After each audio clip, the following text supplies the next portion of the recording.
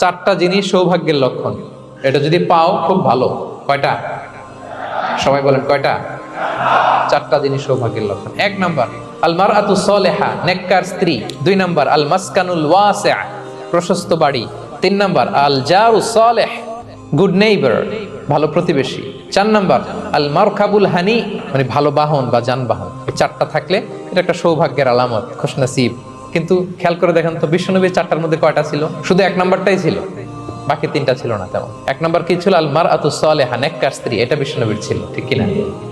2 number আল মাসকানুল Wasi, spacious house, বড় ঘর, বিশ্বনবীর ছিল না? মক্কায় না মদিনায়? মদিনার ঘরগুলো দেখেন, এক এক বিবির এক এক ঘর, ছোট্ট ঘর, খালি হাইটা এসে বসতে পারে আর শুইতে পারে এতটুকু। 3 নাম্বার আল জারু সালেহ, ভালো প্রতিবেশী ছিল। মক্কায়ও না মদিনায়ও। মদিনায় গেলেন, আশেপাশে ইহুদিরা থাকতো, বনু কাইনুকা, বনু কুরাইজা, বনু নাদির। তাদের ষড়যন্ত্রে একটা রাতও শান্তিতে ঘুমাইতেই পারে নাই। সুখ তো দূর কি বাদ, সবসময়